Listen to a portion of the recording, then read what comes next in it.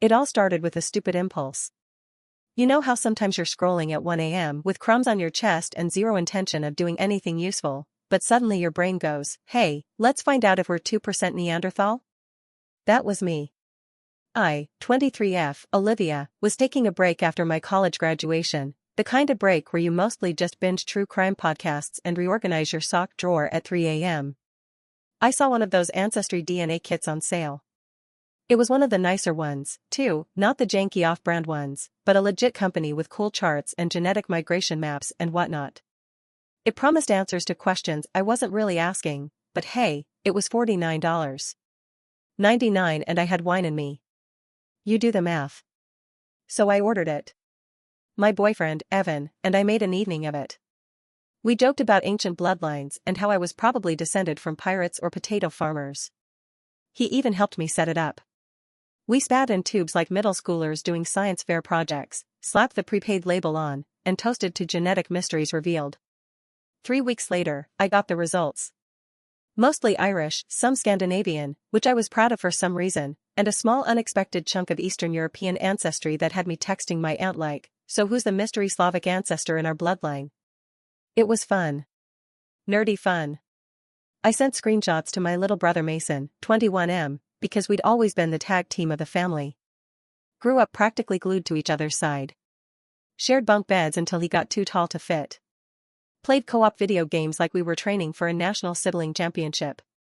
Mason wasn't super interested at first, he's more of a sports guy than a genealogy nerd, but when I told him we could compare our results and see which side we got more genes from, he said, only if you buy me Chick-fil-A after. Deal. We ordered his kit the same night. He came over, we did the whole saliva thing again, and mailed it off. He joked that if it turned out he was adopted, he was going to sue me for emotional distress. Watch me be 100% Viking and you're just some potato peasant, he laughed. Neither of us expected anything. That's the point. But when his results came in, when I logged into my email and clicked on the notification, the joke wasn't funny anymore. It hit me like a slap.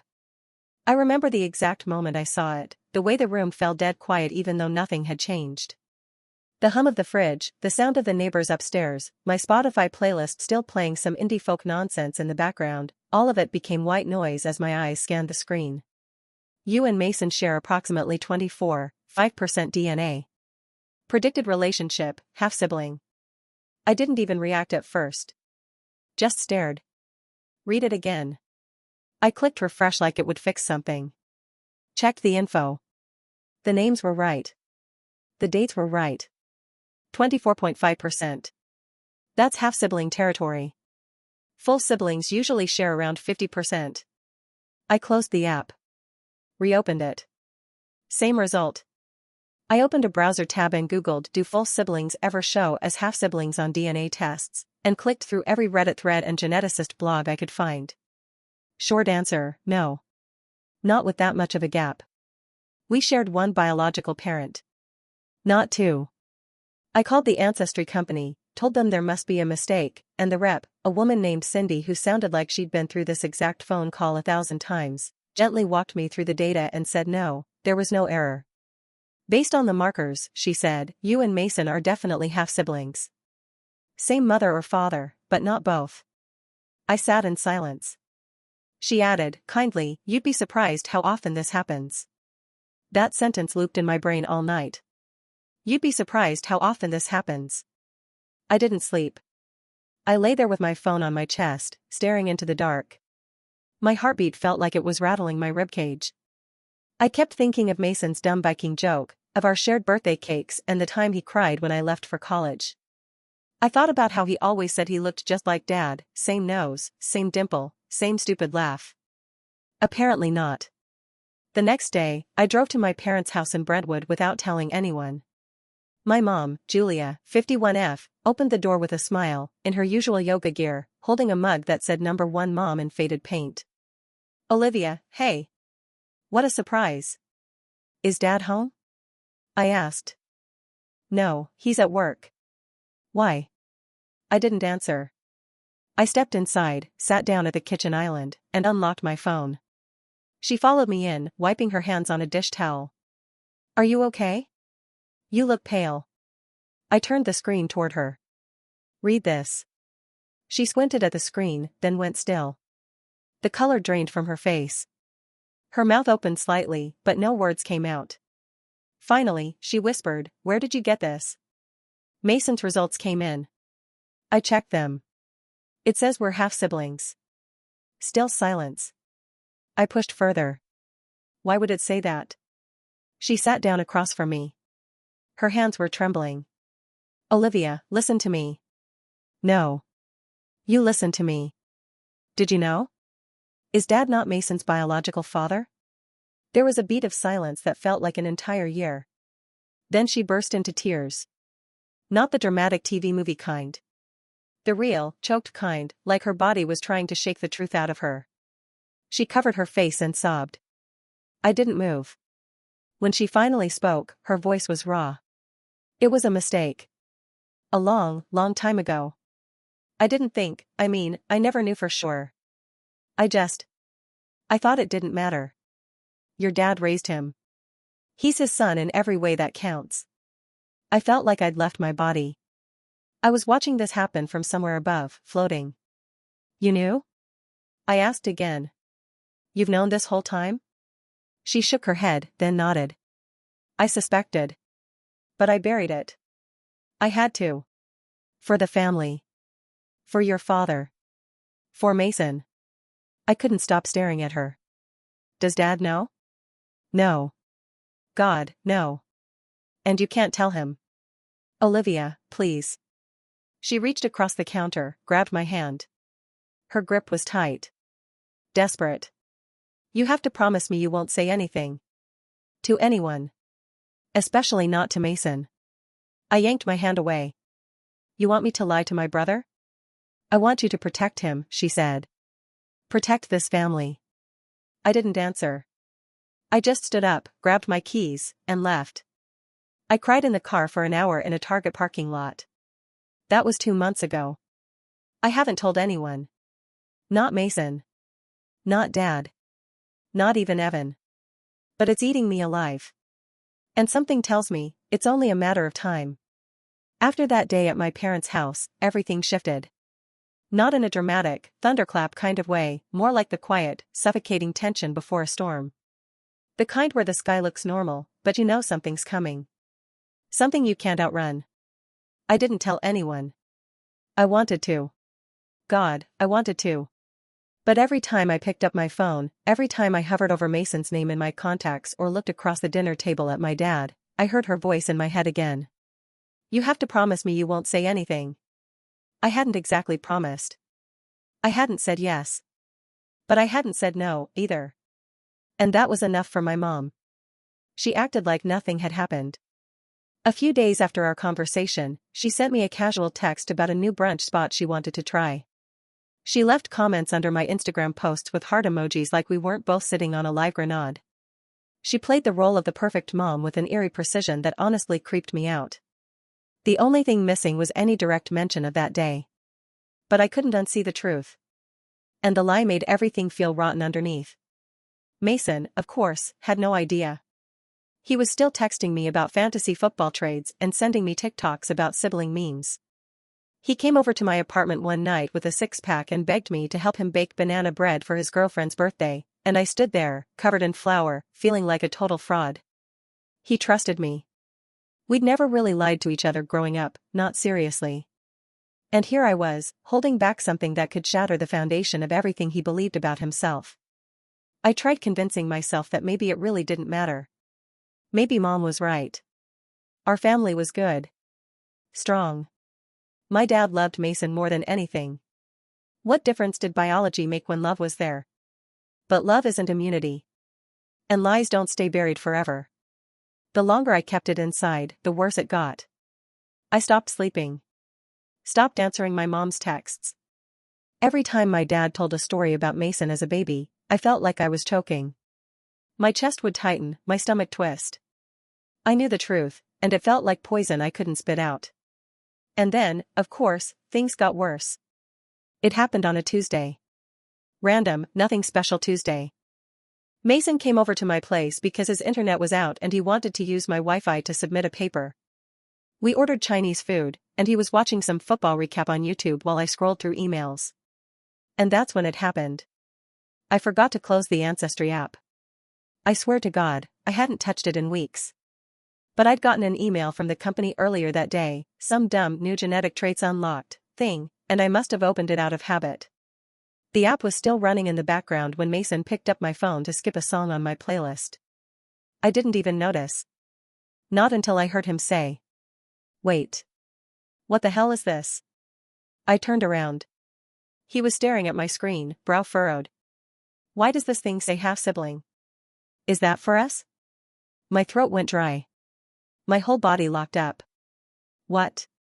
I asked, too quickly. Too panicked. "This Ancestry thing," he said, tapping the screen. "It's showing me as your half-sibling. Is this a glitch or something?" I walked over slowly, heart pounding. Snatched the phone from his hands. Tried to think of an excuse. Any excuse. "It's probably just a weird data error," I mumbled. "Those apps aren't always accurate." Liv. Just my name. But the way he said it. I knew it was over. He wasn't stupid.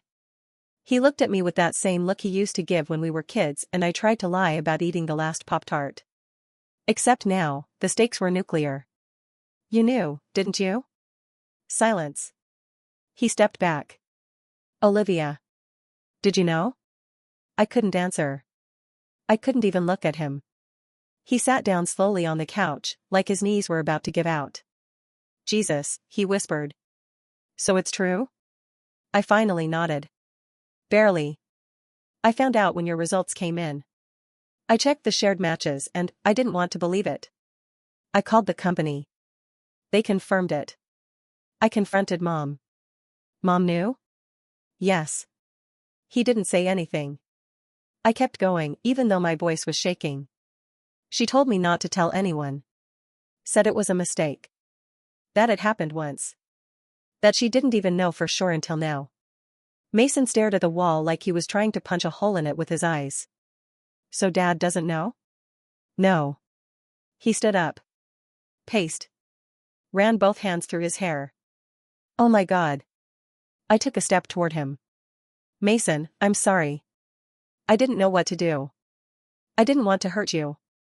"You didn't want to hurt me?" he snapped. "You thought keeping this from me would somehow not hurt me?" I flinched. He didn't yell. He didn't throw anything.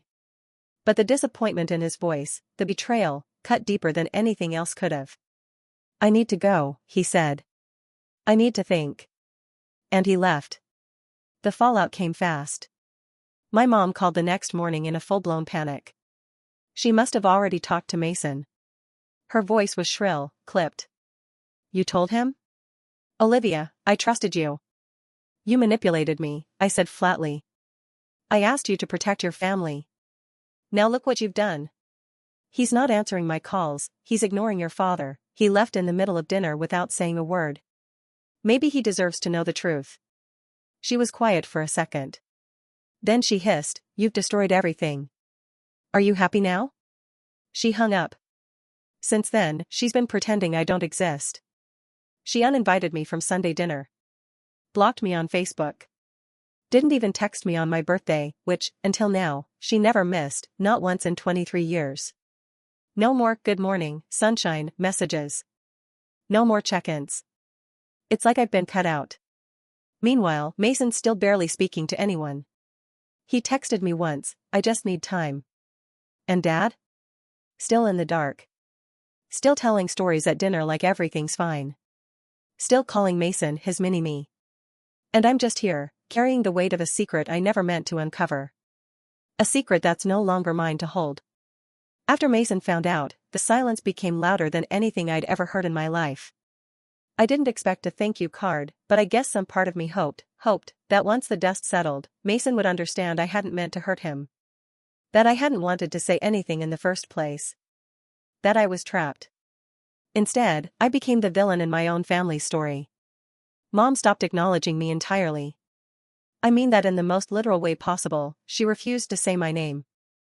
When I showed up uninvited to my cousin Harper's baby shower 2 weeks later, I'd helped plan it. By the way, she looked at me like I was a ghost walking through a graveyard.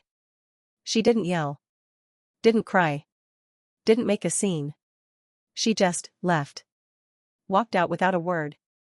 People noticed. Whispers started. My Aunt Nancy asked what was going on, and I made up something about a weird disagreement. But my hands were shaking so hard I spilled orange juice on the diaper cake. Dad was confused, too. He started asking if I'd done something to upset Mom, and I just said we'd had a fight. I couldn't tell him the truth. How do you say something like that? How do you sit your dad down and go, "Hey, by the way, the kid you've loved like your own for 21 years isn't biologically yours, and oh yeah, Mom's known all along?" No version of that conversation exists that doesn't blow the entire family to hell. So I said nothing. Mason, meanwhile, went radio silent. Weeks passed. I texted a few times, short messages, nothing heavy. Thinking about you. Hope you're okay. I miss you. No reply. Then one night, I saw him tagged in a picture from a house party, standing in the background with a beer and a dead look in his eyes. It crushed me. I hated myself for what I'd done. Even though I hadn't meant to do anything.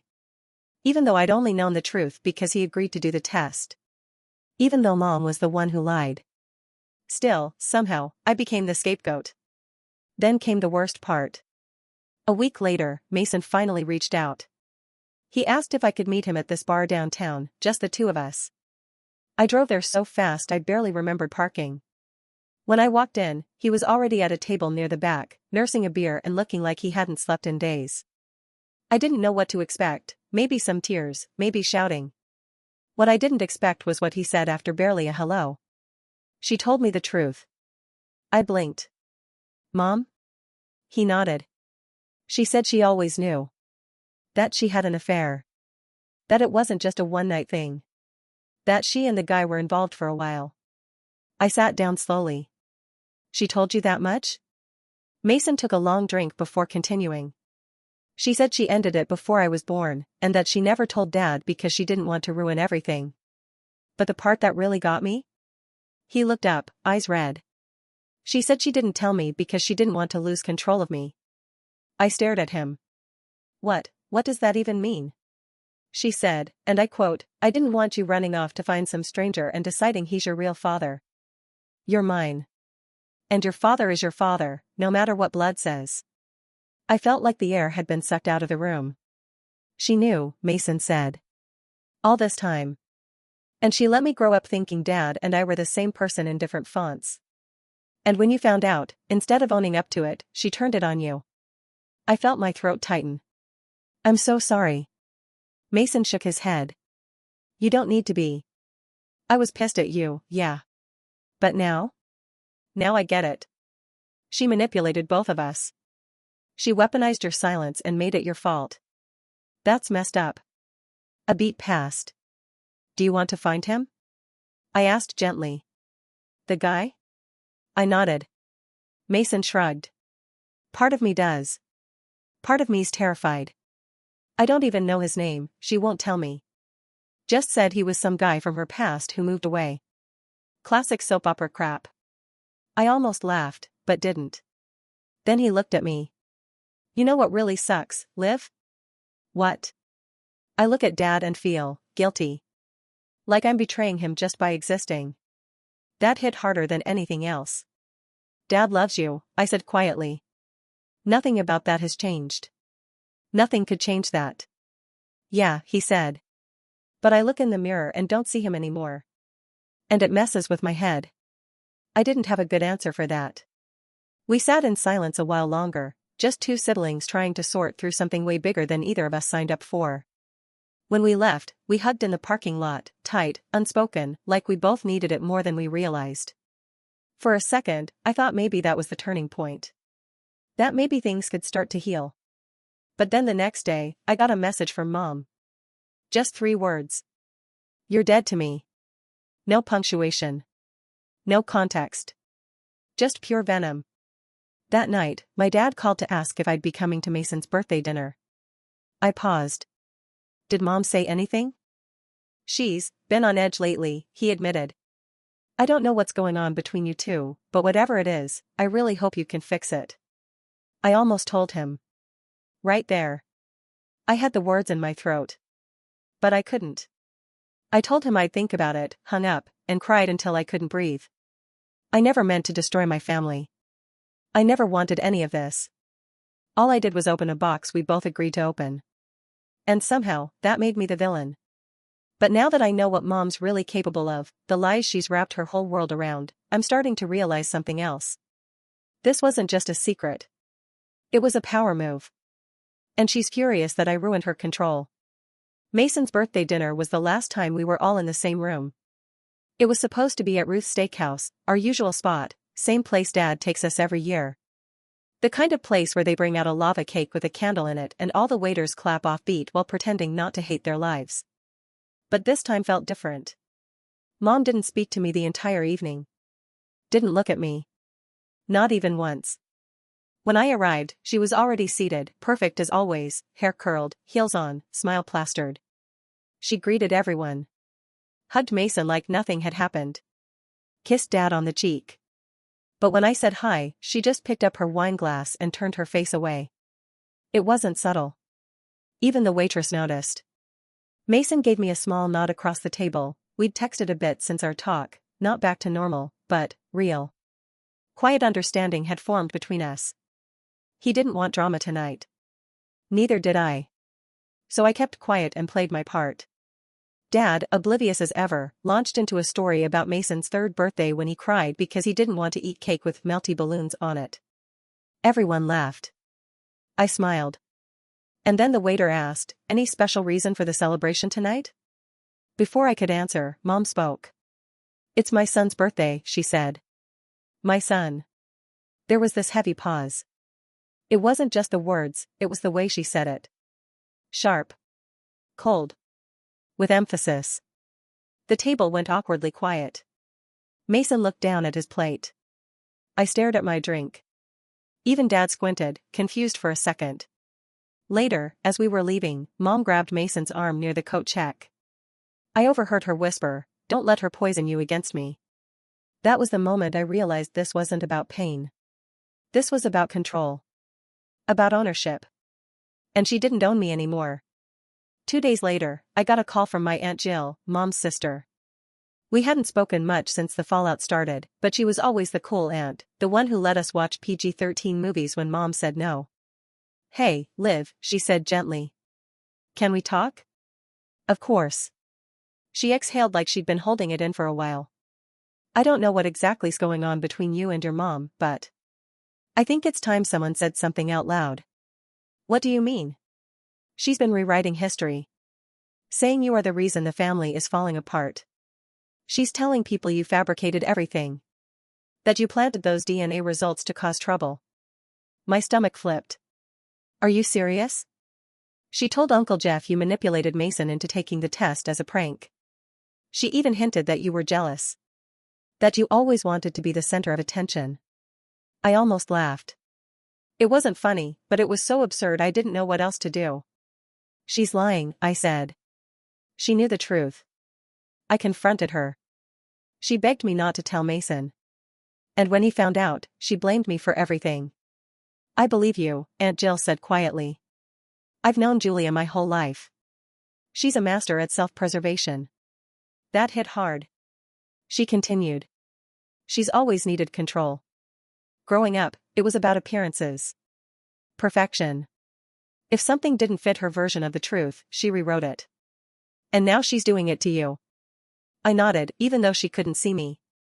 "But you should also know something else," Jill said. "You're not the first person she's pushed out. When she and your dad first started dating, she got pregnant before their wedding. Everyone thought it was a miracle, but she'd been seeing someone else. Briefly. Your dad proposed fast after she found out." There was always a question mark. I felt sick.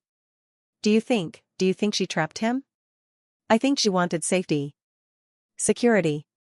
Your dad gave her that. The other guy didn't. And she's been living with the lie ever since." Jill didn't answer. She didn't need to. That night, I sat in my apartment and stared at the ceiling for hours. I thought about how different things could have been if Mom had just told the truth from the start. If she'd just owned it. If she'd treated Mason and Dad like people, not pawns. But no. She built her whole world on a lie and decided anyone who saw behind the curtain was a threat. Including me. A few days later, Mason called. Liv, I did it. Did what? I told Dad. My whole body froze. You what? I couldn't keep it in anymore, he said, voice tight. I couldn't sit there and pretend. He asked me why I'd been so distant. And I told him everything.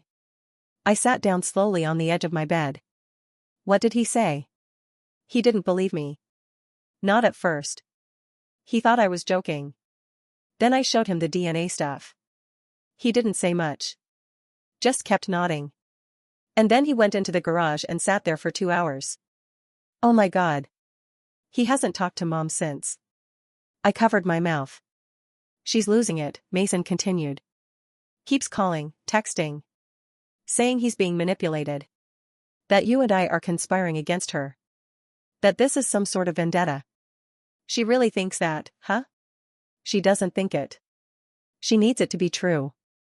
Because if it's not, then she's just a liar who destroyed her own family. I exhaled. How's Dad now? Quiet. Different. He's trying, I think. He told me last night, you'll always be my son. I don't care what the test says. But I could see it in his eyes. He's shattered. I didn't know what to say. There weren't words for this kind of fracture. But then Mason said something that stayed with me. You know what the worst part is? He asked. She didn't lie to protect us. She lied to protect herself. And he was right. This wasn't about love. It was about ownership. Power. Narrative. And she would rather torch the entire family than admit she was the one who lit the match. 3 weeks after Mason told Dad the truth, we became a broken family held together by silence. No shouting matches. No grand confrontations. Just absence. Dad moved into a short-term rental across town. Said it was for space, but we knew what that really meant. Mom didn't go after him, not at first. She just collapsed inward. The house got quiet. My aunt told me Mom started missing her yoga classes, stopped going to her book club. The woman who once couldn't handle a hair out of place now let dishes pile up in the sink and answered the door in pajamas.